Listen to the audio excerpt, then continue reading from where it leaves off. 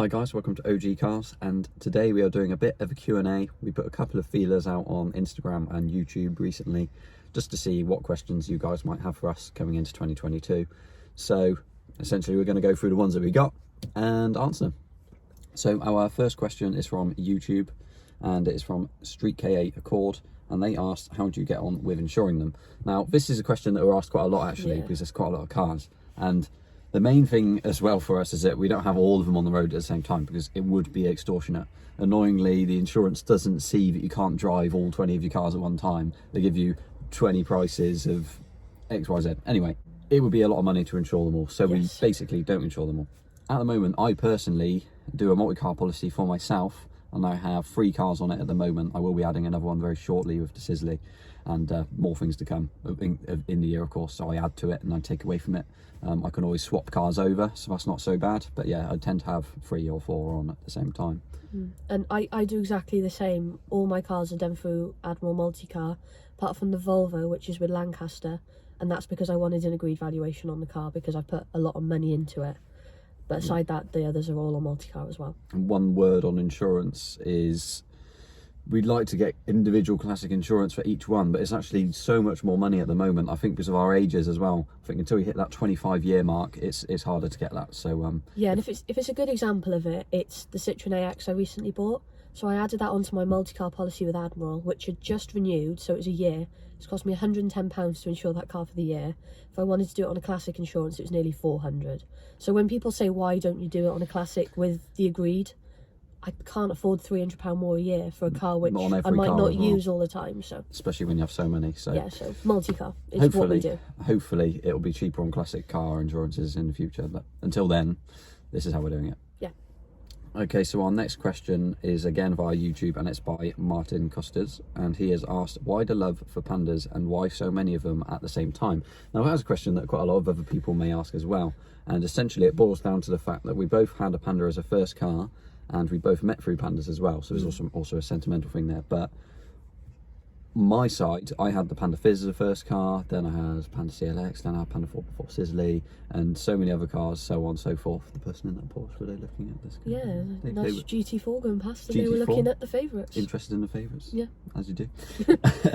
But essentially, yeah, I've had so many, and I've always loved them. I've been part of the community, and I've always loved the group for them as well. So that's another reason that's kept me sort of like in the loop with them so much.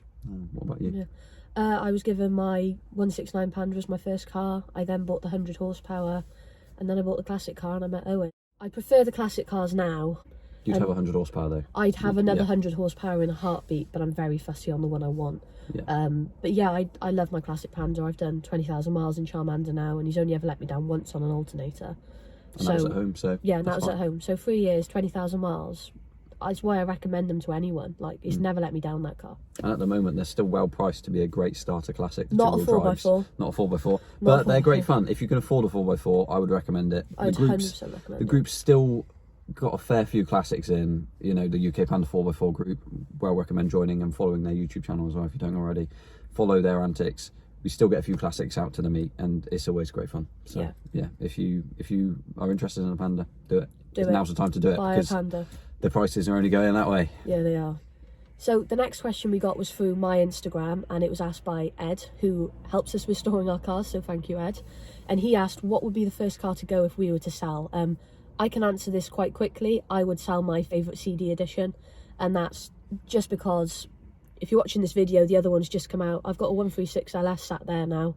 I've got my Forum, and I've got Kelly, who we're sat in now. So for me, that would be the first car to go, and I'd quite like to sell it soon anyway.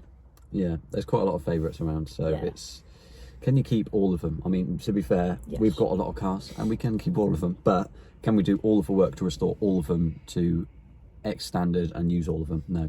So it's one of them things, but yeah, we see things, we buy things. Yeah. And what about you? What would you keep? Well, what would I not keep? What would I not keep? Well, at the moment, I've actually got the chopping block up for the green Sisley and the blue 126. Not sure if I'm just going to get rid of both or what, but essentially I've got another newcomer soon, which you guys will see hopefully in February. There is a trip booked for that, so watch out for the trip video. That should be a good one. That'd be a good one. I keep telling myself I shouldn't buy any more cars.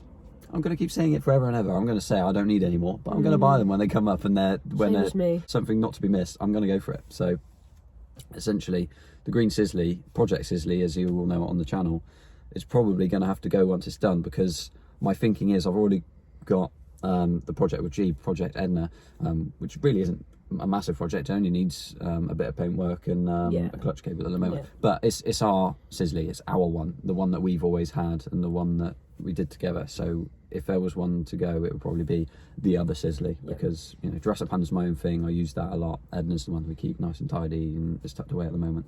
And the Green Sisley, yes, it's been a bit of a project, and it'd be nice to finish it. It'd be nice to use it as well. But I think if I had to sell one very soon, then that would probably be the one to go next. We've then got an anonymous question on my Instagram. It's not showing up the name, I don't know who said it, which says, who's going to be the first to buy a car this year? And we're kind of stumped on this, because where we're sat right now, I've bought the favourite that's sat next to us, but Owen agreed to buy a car first. We just haven't picked it up yet. So essentially the first person to actually get their new car first this year is Georgina, but the first one to actually agree to buying one is me, because technically I agreed it last year though, so theoretically this year is all you. Great. So now we've got 3 questions from Twingo Talk on Instagram, and his first question, Chris Williams, for those who don't know, and his first question is, what is the one car that got away either before you bought it or after you sold it? And I know Owen's answer to this question. I shouldn't have sold the Fiat Tipo SLX, which was on the channel. You guys would have seen it only for one video, I think. Actually, 2 videos. It was in the Rosie video when we did the pickup for the Panda 750.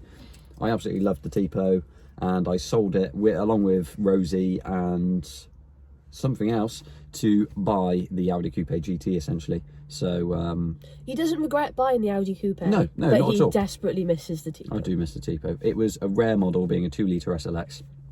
I know of one other one, and I think there's a couple more, but it's going to be very hard to find one. It was a great engine. I've been offered a couple of Tipo 1.4s since, and yes, I'm sure it'd be a great car, but that 2-litre was a fantastic engine. And I know the 16 valves are a bit more common. They're much more expensive, but I just liked that top executive feel without having like the power aspect to it. It wasn't all about the looks and the power. It was more about the just laid back. You got your sunroof, you got your electric mirrors, you got all of this. It was just. But alas, I sold it. Yeah, I'd like to say it's with a good home, but I think it's just sat around waiting to be sold for extra money. So it is. Alas, here we are. Here we are. And for me, it's my 100 horsepower. So my second car, I passed my test in March, and the March after, I bought myself 100 horsepower. But she was a 1.4 Pandemonium 100 horsepower with the sunroof. I bought her with 28,000 miles on. I sold her with about 40,000 miles on. And in my opinion, I sold it to someone who said they were going to keep it. And after 4 months, they sold it to someone in Ireland, and I've never seen it again. And that is the one car I desperately regret selling. I really did love that car, and I only sold it for my 124, which I miss as well, but I don't miss it as much as the 100 horsepower, because the 100 horsepower led me to meet a lot of people and got me into a lot of different events and stuff. So that's the car for me. Definitely. Next question is again from Twingo Talk, and it says, the worst drama when bringing a car home. We've got 2 here. Now, admittedly, one of them is a clear winner, and that is the blue 126. Now, it only struck me more after we got home, but I was thinking, you guys need to check the Italy video out if you haven't already anyway, just so you know where we're up to. But basically, the blue 126 broke down in Calais. It broke down before that, but we managed to nurse it to Calais. And my thinking after we got home was, oh my days, if we didn't manage to get it towed on, or if we didn't manage to get it to Calais, we would have been very stuck. Yeah, because we could have got home, but we'd have had a 126 sat in front somewhere. Yes, the problem we had as well was the breakdown cover could only cover UK cars, and it was an Italian registered vehicle. It was very hard to sort out any kind of breakdown for it. We couldn't sort it out, so we had a few people go, why didn't you take out breakdown cover? We could sort it for the Lancia. Even then, it was a lot of money. Yeah. The 126, we could not do it. We could not have a UK resident on an Italian plate. Yeah, and I think if you could, it would probably cost you so much money, it wouldn't have ever been worth it. No. So we just went with the fact of, Italian parts, nice and cheap to get. So it'll be fine. If it breaks down in Italy, we'll have a bit. But I didn't really think about it breaking down in Belgium and France. And I was all over the 126 group going, oh, we're going to get the parts that I need. And it was a Sunday, so everywhere was shut. Yeah. So basically, that was that. But the Delta saved the day in Calais and managed to get us onto the ferry, and we had UK breakdown then, which did cover the 126 thankfully as well. Yep. So we managed to get out of that one. The other one I was just going to briefly put in there was Rosie, the Panda 750. We went up in the Tipo with loads of tools and various bits, spare wheels as well, I think. And yeah, basically rebuilt the car to an extent while we were there to bring it back, because I think the engine was half hanging out, basically. It was in pieces. Planned to come out, so well, at least the engine wasn't stripped, but most of the stuff attached to it was off, and it was ready to basically be dropped. So my favourite part about that trip was when we pulled into the services for some food and the car cut out on me, and all I think of is that clip from Top Gear where Jeremy hits the engine with a hammer, because that's literally basically what Owen did, and he just went, it's running, so let's just leave now, and we got home, so it's fine. Yeah. And then the last question we've got, again, is from Twingo Talk, and it says the pitfalls of bringing a car from abroad, and how that might have changed since January, so since we've had the car back. Well, pitfalls of bringing a car back. From Italy, we had to find someone that was happy enough to let us drive the car on their side. Basically, because the car plates are designated to the owner and not necessarily to the car. It was lucky to find someone who was willing to do it. It would be very hard to find someone else in Italy who was willing to do that. I think people have done before, but it's going to be hard to find the trust. And to be honest, it's probably going to be a similar situation in other countries. I know people have tried to get cars from like Eastern Europe and stuff, and it just becomes a bit of a pain. Yeah. They don't massively want to deal with it, etc. It would probably be most easiest to bring a car over on a transporter, you know, have it deregistered in the country, just have it on the transporter. Say, I know a couple of people that deliver cars across the... Well, like your 353. Yeah, the 353, that was with Slampy. He's on Facebook if anyone wants any international deliveries. There's Joseph Levi as well. He does international deliveries. Facebook again. Check out the RFA groups and everything, they're in there. So yeah, there's people that will transport internationally.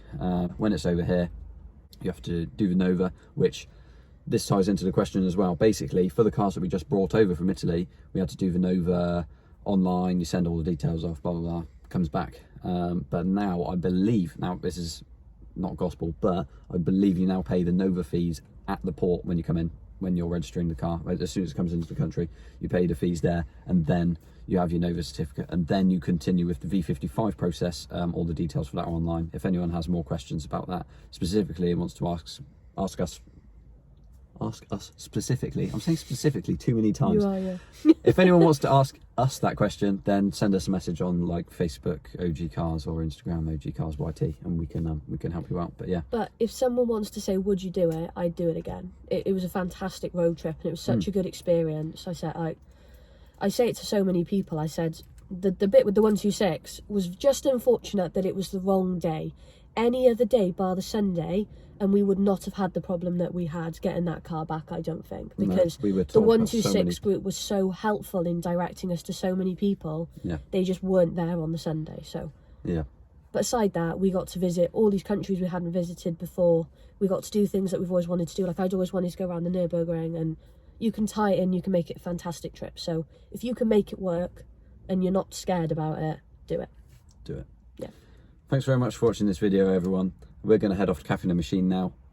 Watch the Skoda Favourite 136 LS video, the pickup. Yeah. And we'll see you on the next one. This video, hopefully we can do another sort of question and answers video at some point. Yeah, if you've got any other questions, just drop them in the comments and we'll do another one eventually as well. Yeah, nice one. Stay tuned to the channel. Oh, why can't I speak now? Why can't I speak now? Stay tuned to the channel, like the video, subscribe, and we'll see you in the next one.